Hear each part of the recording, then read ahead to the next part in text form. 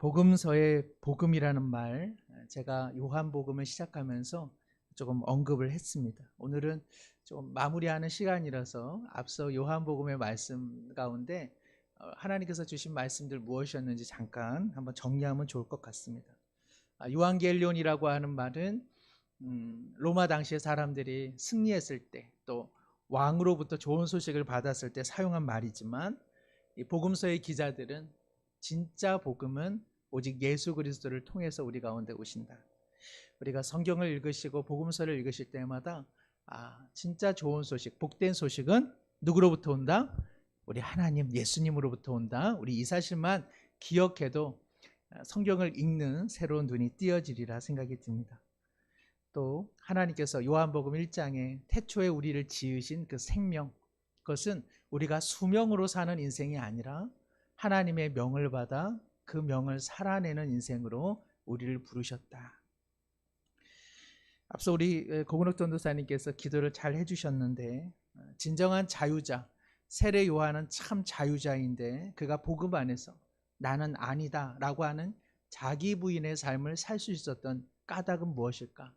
그것은 복음 안에서 나는 아무것도 아님이 그에게는 자유가 되었고, 하나님의 소리로 살아가는 것만으로도 그는 생명 그리고 사명자라고 하는 확신이 있었기 때문에 그러합니다.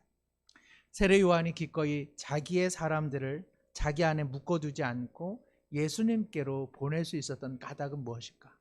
그것은 오직 은혜는 그리스도에게만 있으며, 그리고 누구나 다 그리스도에게 갈 때에 진정한 변화가 있기에 자기가 친한 사람, 자기 울타리 안에 사람을 모으는 헛된 일들을 다 내려놓고 그는 예수님께로 보내는 인생이었습니다.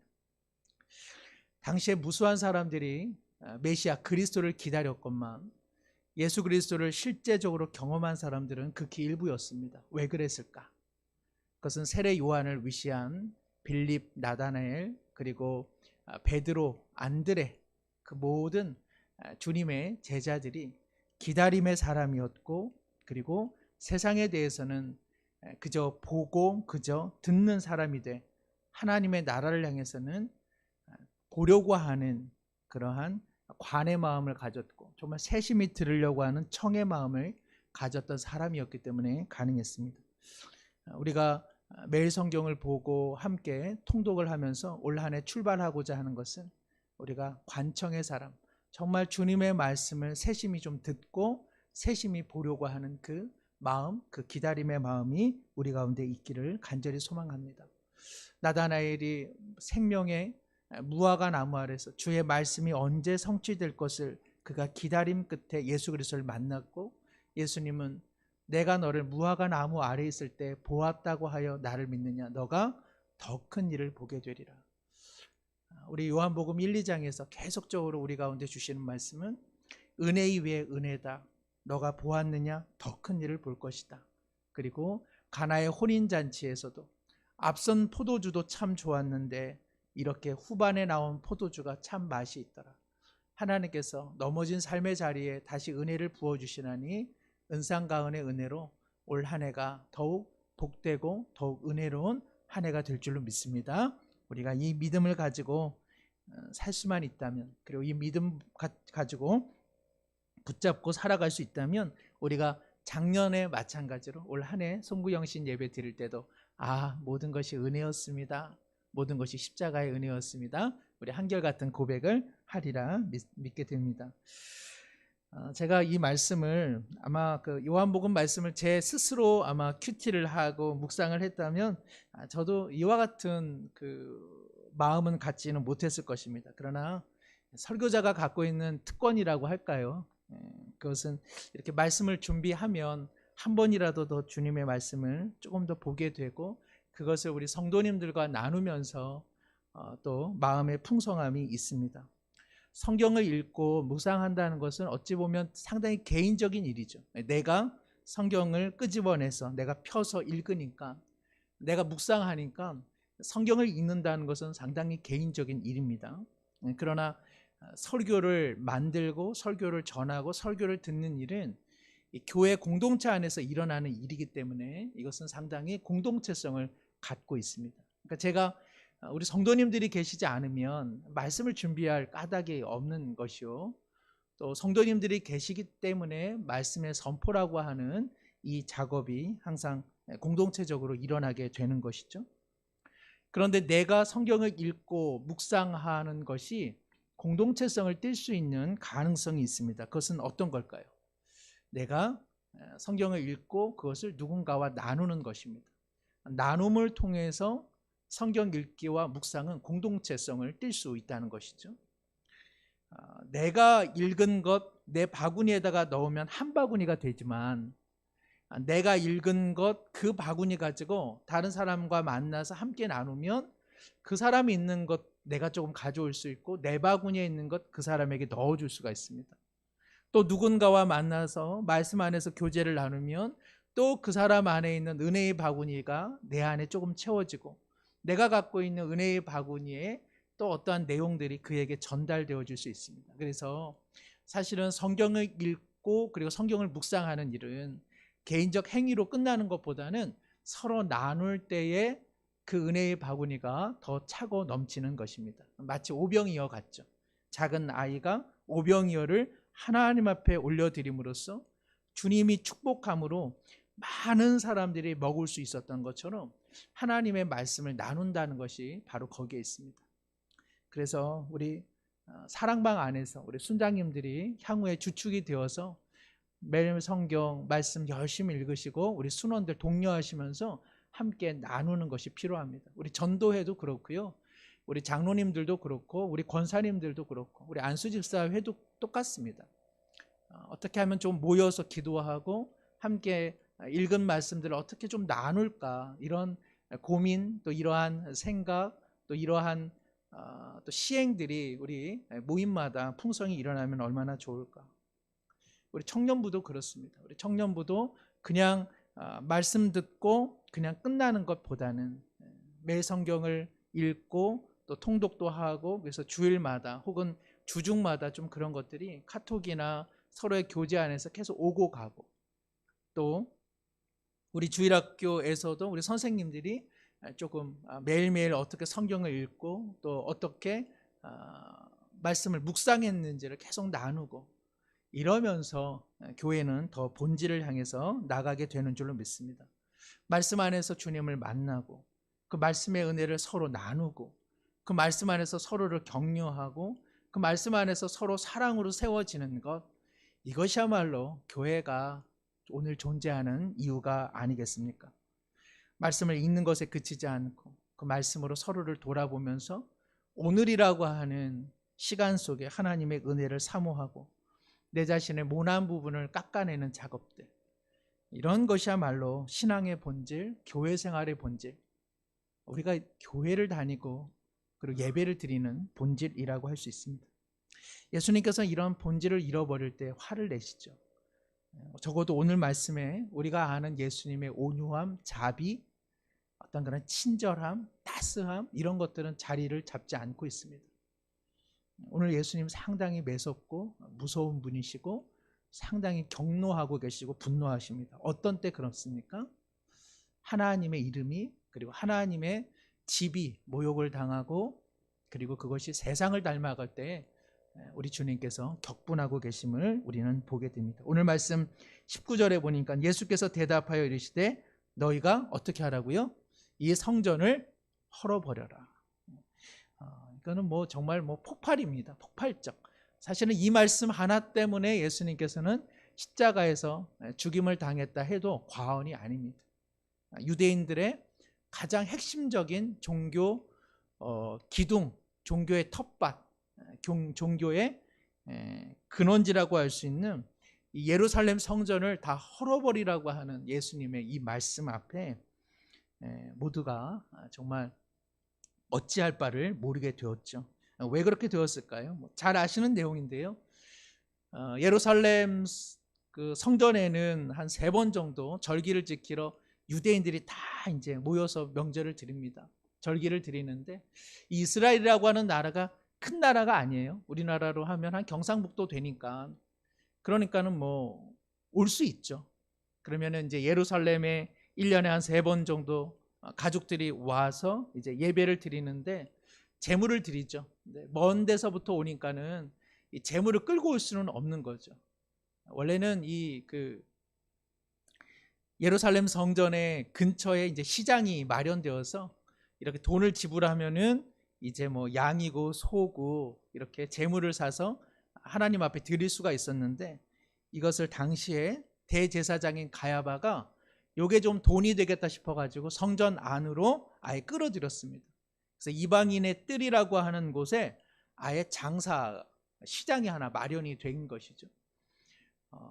유대인 남자들은 세겔, 한 은, 금 3돈 정도의 돈을 항상 성전세로 지불해야 되는데 반세겔을 이제 지불하게 됩니다. 그러니까 2분의 1을 지불하게 되는데, 그 돈이라고 하는 것이 로마의 화폐로 드리면 부정한 것이니까 로마의 화폐를 가지고 오고 그것을 성전을 내는 세금의 세겔이라고 하는 돈으로 환전을 했습니다. 거기서 차익이 발생하게 되죠. 그러니까는 대제사장, 제사장, 이 종교 기득권자들은 예루살렘 성전의 제사를 통해서 막대한 이익을 얻을 수가 있었습니다.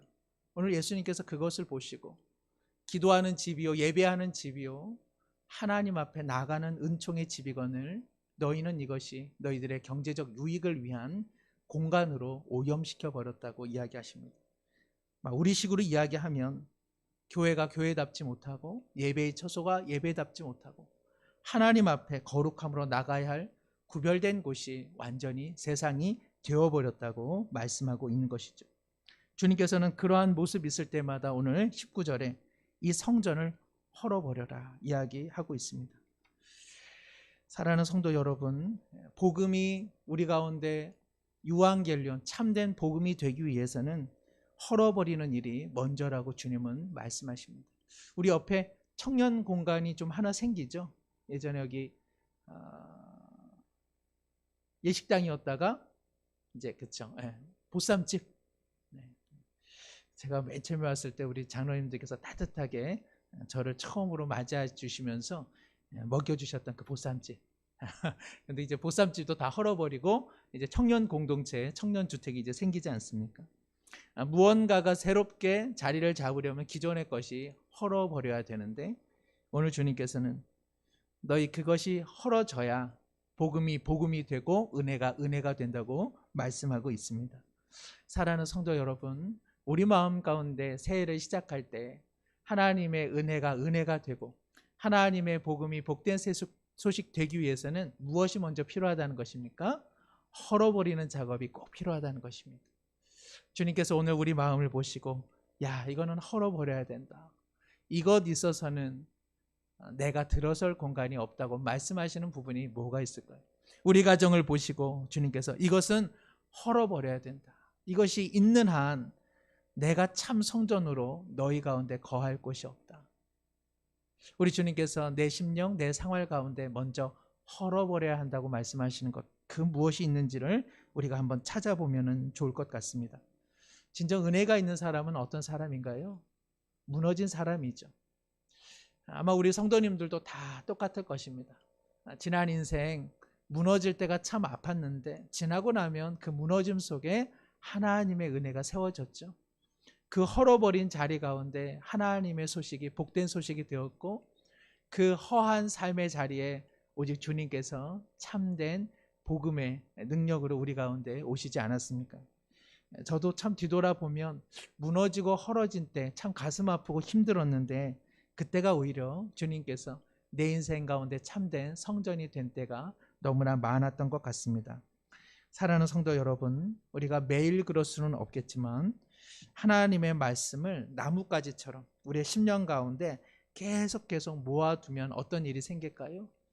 주님께서 어느 한 날 반드시 말씀의 나뭇가지들이 차곡차곡 쌓인 그것이 하나의 장작더미가 되어서 반드시 불을 붙이는 그날이 오는 줄로 믿습니다. 하나님의 말씀을 매일매일 읽을 때요, 매일매일 막 별한 가지 신기한 일들이 일어나지 않습니다. 막 그렇게 산다면요 정신이 없어요. 우리가 하나님의 말씀을 읽었다고 해서 매일매일 막 희한한 일들이 일어난다? 그러면 일상을 살아나기는 어려울 것입니다. 그러나 하나님의 말씀을 이제 이후에 우리가 매일 성경을 통해 통독을 통해서 하나하나 모아두기 시작하면 우리의 삶의 헐어진 곳에 주님의 말씀들이 세워져서 주님께서 반드시 은혜의 불을 확 당겨줄 때가 있을 줄로 믿습니다. 헐어진 바로 그 자리에 복음이 되고 은혜가 부어져서 다시 한번 주님의 뜻대로 살아가는 아름다운 날들이 올 한 해 왜 있지 않겠습니까? 오늘 22절에 보면 예수님께서 야, 이 성전은 헐어버려라. 그러나 내가 참된 성전을 일으키리라. 참된 성전은 누굽니까? 예수 그리스도시죠. 성전이라고 하는 것은 하나님께 나가는 공간으로서의 의미가 있는데 오늘 예수님께서 바로 나를 통해서 하나님께 나가니 너희들에게는 공간적인 성전은 헐어버리고 이것은 아무 의미가 없다. 나를 통해 하나님께로 나가니 나야말로 참된 성전이다. 그러나 내가 너희들에게 참된 성전이 되기 위해서는 내가 너희들의 죄의 짐을 지고 십자가에서 죽고 그리고 다시 부활함을 통해서 그것은 일어난다. 그런 뜻에서 이 성전을 헐어라. 그러나 참된 성전이 3일 만에 일으켜지게 될 것이다. 이렇게 말씀하셨죠. 그런데 이것을 언제 깨닫게 됐습니까? 이 제자들이요, 나중에 깨닫게 됐습니다. 나중에 예수님께서 죽으시고 부활하신 이후에 예수님을 보면서 아하, 그 성전을 뒤엎으셨을 때에 예수님께서 성전을 헐고 내가 성전을 일으키겠다 했던 그 말씀이 바로 십자가에서의 죽으시며 부활하심을 통해 하나님께로 나가는 길 되었음을 말씀하셨구나. 그렇습니다. 우리가 하나님의 말씀을 읽은들 다 깨닫지는 못하고요. 이 말씀이 오늘 나에게 무엇을 의미하는지는 알지 못할 것입니다. 그러다 보면 성경 읽기가 때때로는 메마르게 되기도 하고요. 매일 말씀을 묵상하는 일이 과연 이게 필요한 건가 이런 의문이 들 때도 없잖아 있을 것입니다. 그러나 성도 여러분, 밥은요 맛있어서 먹는 것 아니라 살기 위해서 먹는 것이죠. 특별히 맛있지 않은 그 밥이요 우리의 생명을 유지시켜주는 근간이 되지 않습니까? 하나님의 말씀을 매일매일 우리 섭취하기를 바랍니다. 그 말씀을 매일매일 나뭇가지처럼 모아두는 날 분명히 하나님께서 우리를 깨닫게 하시는 날이 반드시 올 겁니다. 제자들은 참 몰랐습니다. 3년 동안 예수님과 동행해도 예수님이 누구신지를 잘 몰랐습니다. 아마 저를 비롯해서 우리 성도님들 예수님과 함께 1년만 있었어도요 아마 우리가 베드로나 우리 요한이나 야고보다 훨씬 더 나았을 거예요. 글쎄요, 장담을 못하겠습니다만은 그러나 제자들은 잘 몰랐는데 그러나 주님과의 그 만남 속에서 그들의 10년 가운데 쌓였던 나뭇가지들이 어느 한순간 불이 붙이니까 그 사람들이 사도가 되지 않았습니까? 그들이 하나님의 영광스러운 제자들이 되지 않았습니까? 우리가 주님의 말씀을 1년 동안 우리의 헐 것들은 헐어버리고 나뭇가지 그 장작더미가 될 때에 우리 주님께서 은상가운 은혜 위에 은혜를 부어주셔서 다시 한번 우리를 은혜의 사람으로 온전한 사람으로 세워주실 줄로 믿습니다. 오늘 찬송가 545장을 좀 드리길 원하는데 이 찬송가가 이 눈에 아무 증거 아니 배워도 잘 아시는 찬송가잖아요. 윌리엄 오코드 커싱이라고 1823년에 출생한 한 목회자가 지은 찬송시를 배경으로 한 찬송가입니다.